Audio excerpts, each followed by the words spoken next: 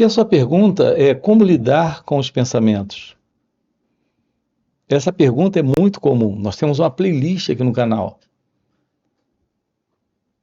trabalhando com você essa pergunta, investigando isso com você.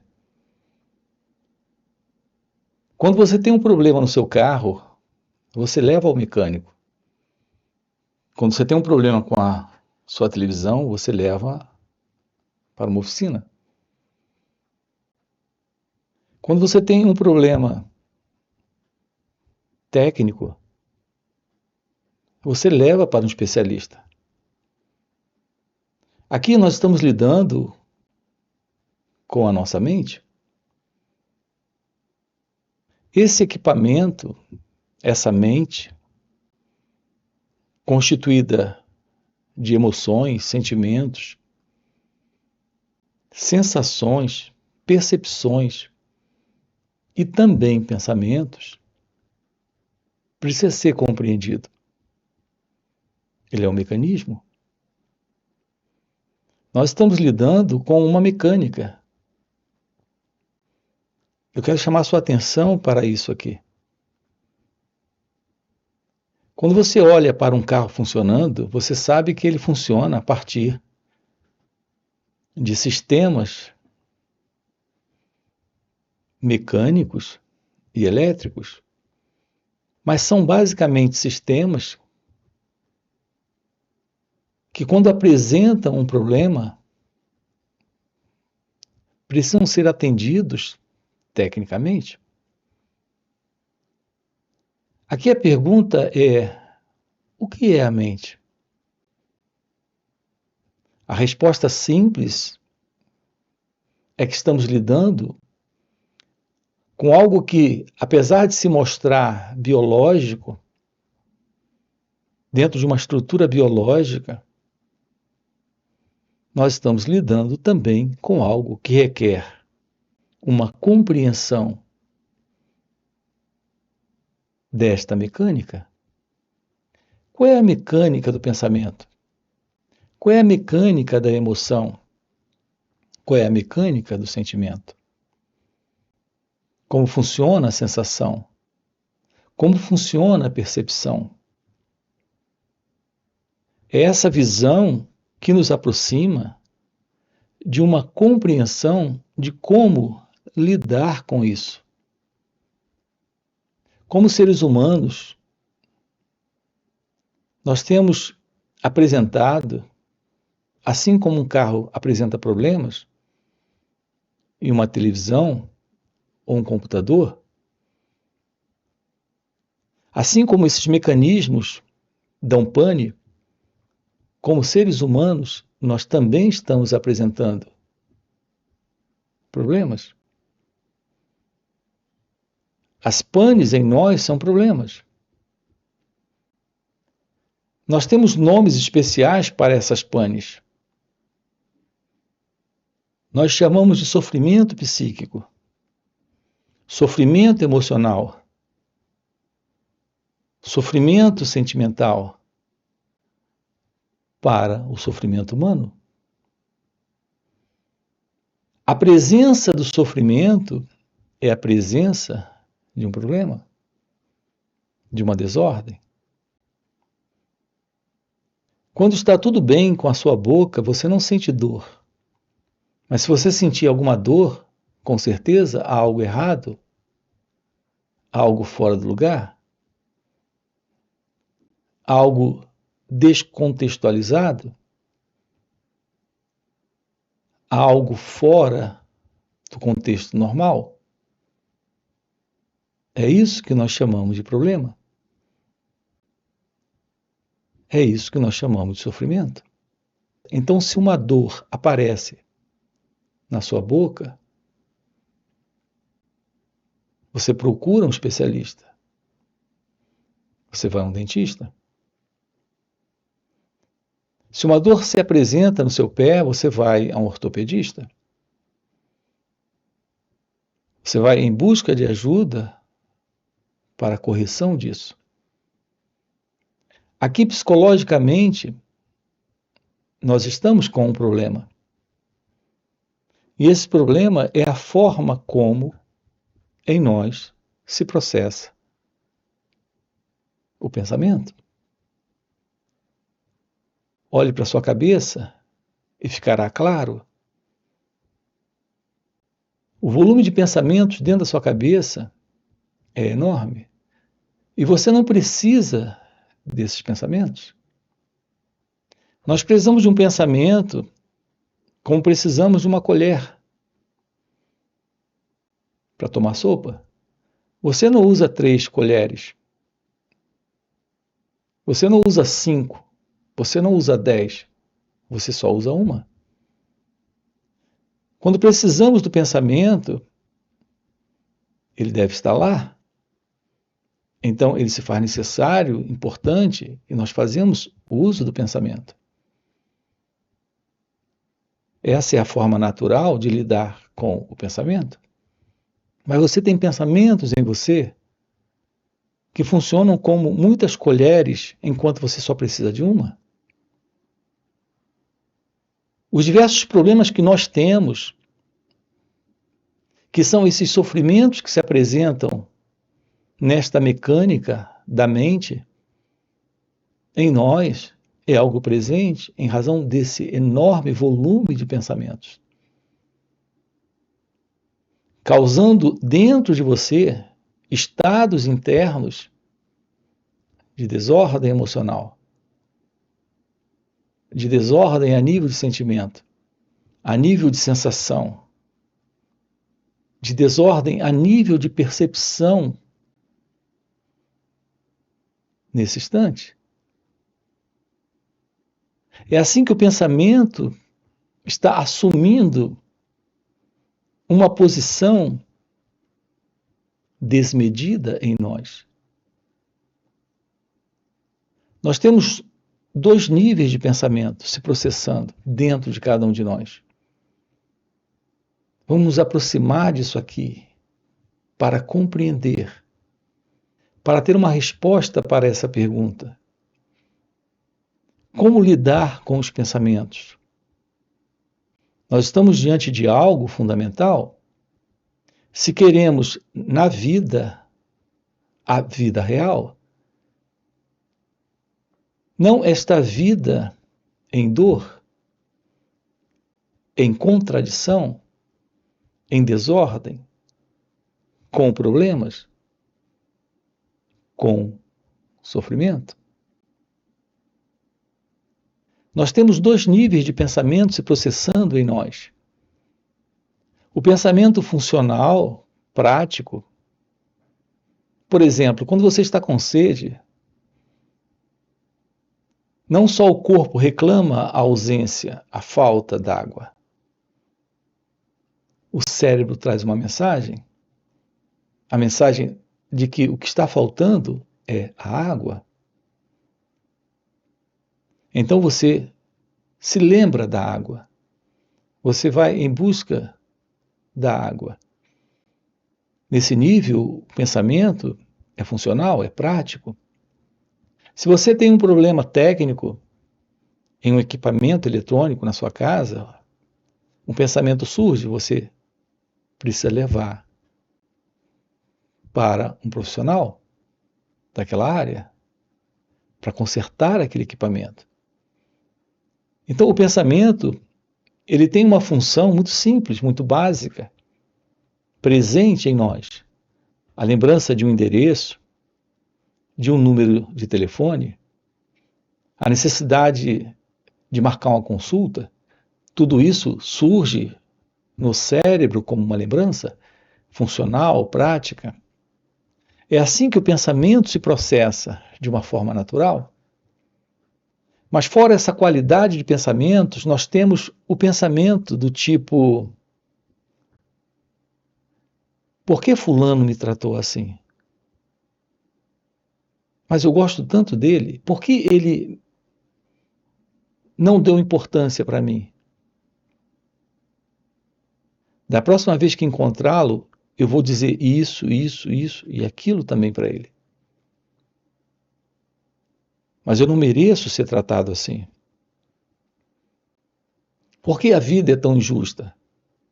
comigo? Por que as coisas ruins só acontecem para mim? E por aí vai. Nós temos um volume enorme de pensamentos ligados à defesa, à autodefesa do eu, desse mim, desta pessoa. A vida desse mim, desta pessoa, é a vida que está presente em razão da sustentação desta continuidade de qualidade de pensamento. Assim, o sentido do eu, do ego, ele não é só formado por pensamentos desse tipo, na defesa desta imagem, desta autoimagem. O pensamento não apenas construiu esta autoimagem, mas faz de tudo para proteger essa autoimagem. E tudo isso gira em torno desse modelo de pensamento. Esse é o modelo de pensamento psicológico que dá estrutura ao ego, que dá estrutura ao eu. Você gosta de algumas pessoas, você não gosta de outras pessoas. Em alguns momentos você se sente feliz, em outros momentos você está infeliz. Em alguns momentos você está relaxado, em outros momentos você está estressado. Nós temos presente em nós um volume de pensamentos que estão constantemente produzindo resultados de estados para esse mim, para esse eu,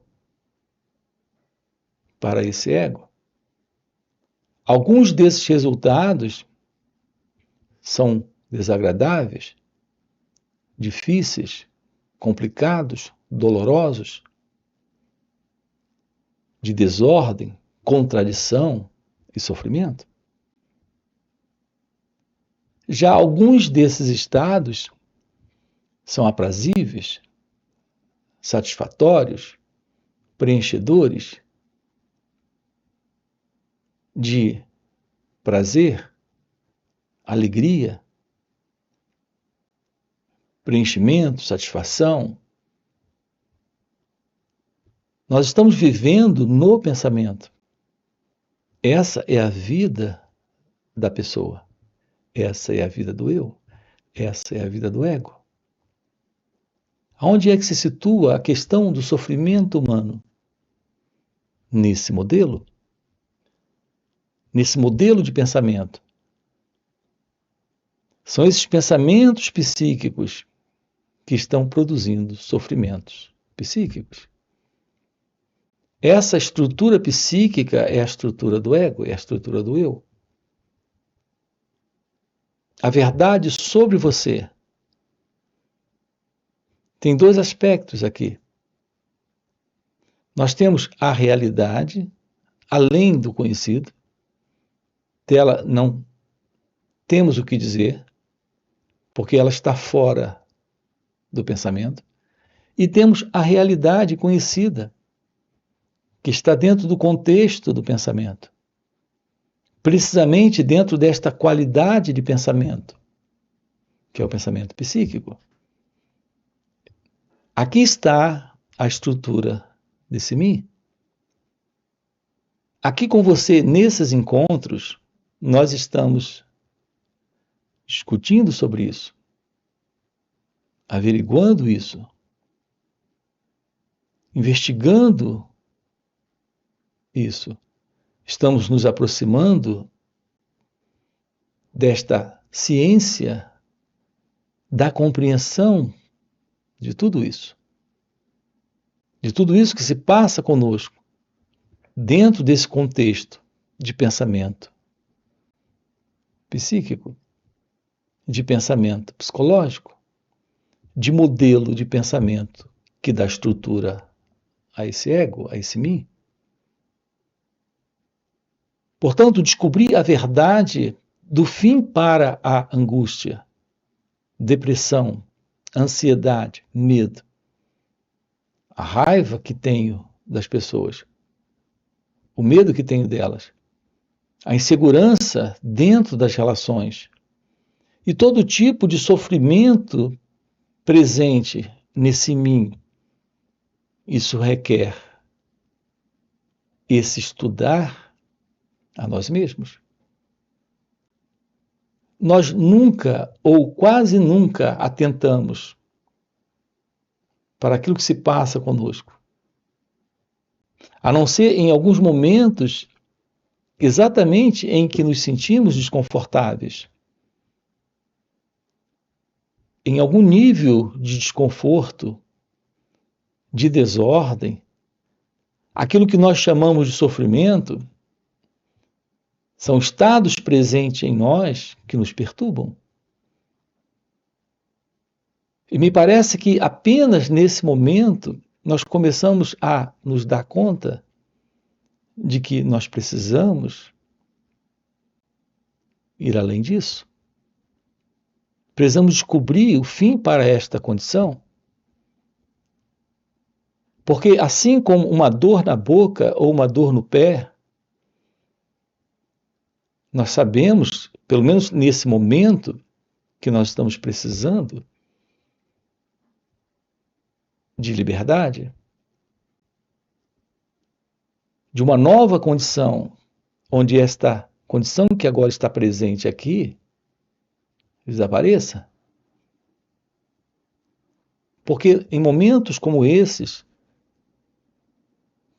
percebemos que não é natural. Assim como não é natural uma boca doendo e o pé doendo, e buscamos ajuda, assim sabemos que não é natural internamente, psicologicamente, está em sofrimento. Mas aqui nos deparamos com uma situação delicada. O fato de que esse sofrimento presente é a presença desse próprio elemento que está no sofrimento. Você não pode se livrar desse sofrimento sem se livrar desse sofredor. É a presença do sofrimento, a presença do sofredor. Não existe tal coisa como uma separação. É um pouco diferente de um tratamento dentário para se livrar de um dente com problema que está causando dor. Você se livra do dente e continua com a boca.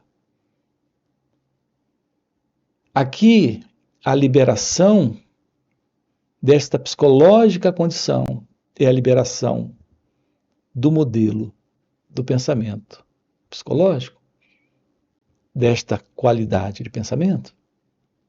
Esta qualidade de pensamento é a qualidade de pensamento que sustenta o sofredor. Assim, esse pensamento é o sofrimento. E esse sofredor não está separado dele. É isso que estamos vendo aqui com você. Quando você tem um pensamento, não é um pensador que está tendo o pensamento. É o pensamento que está presente. A ideia do pensador é uma ideia do próprio pensamento.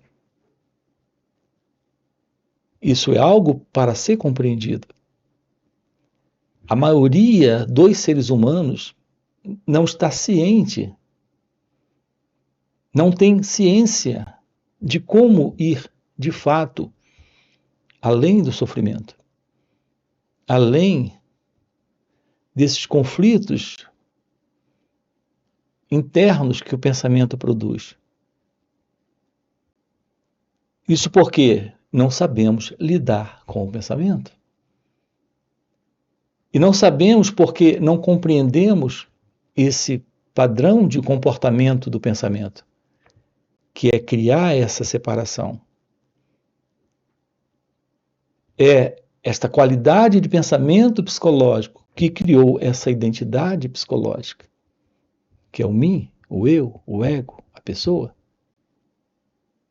O seu sofrimento é o sofrimento da pessoa, é o sofrimento do eu, é o sofrimento desse mim.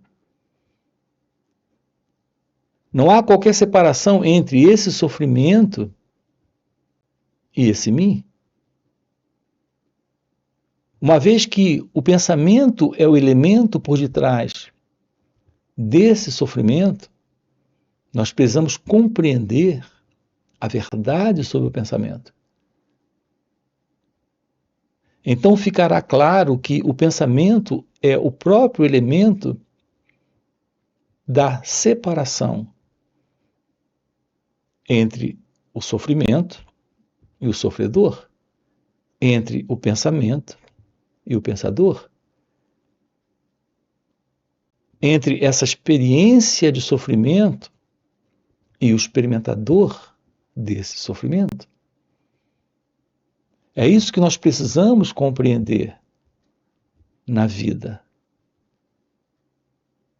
Nós precisamos ter o fim para esta psicológica condição, que é a condição desta aparição, ou dessa expressão, ou desta manifestação, que é a manifestação do eu. Ele é o elemento presente em razão da presença do pensamento. Percebam como é básico isso. Quando você não tem pensamento, não tem pensador. Você não se dá conta daquilo do qual você não se lembra. Quando você se dá conta de algo do qual você se lembra, você está presente. É a presença da lembrança que lhe faz presente. Sem a lembrança, não tem você. Sem o pensamento, não há o pensador. Nós estamos diante de algo tão simples que nos escapa. O fato de que, sem pensamentos, não há alguém pensando. Sem o modelo de uma lembrança que causa medo, não há medo.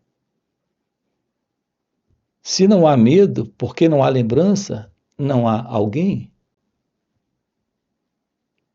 Não há esse mim? Não há esse eu?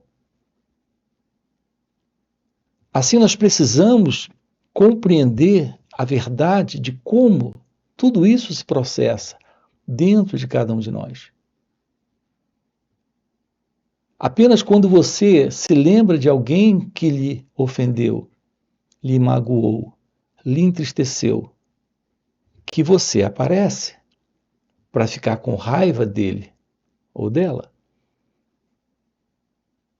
Compreender esse processo da memória, da lembrança, de toda essa mecânica de recordação, é eliminar esta situação do pensamento psicológico e, portanto, desse eu. Então veja isso com clareza aqui nesse instante. A presença da memória é a presença desse centro, dessa estrutura, desse elemento, que é o pensador, que é o experimentador, que é esse sofredor. Nós estamos diante de uma única coisa. O pensamento é o pensador. A experiência é o experimentador. A raiva de alguém é o pensamento presente nesse pensador, que é esse mim. Assim como podemos viver a vida livre de sofrimento psíquico, indo além do pensamento, indo além da memória. E o que é que nos aproxima para o fim desta psicológica condição de pensamento psicológico, onde está presente esta memória? Assim como podemos ir além desta condição de pensamento psicológico, tomando ciência do fim desta memória, a memória que sustenta essa identidade, é a memória que sustenta esta qualidade de pensamento.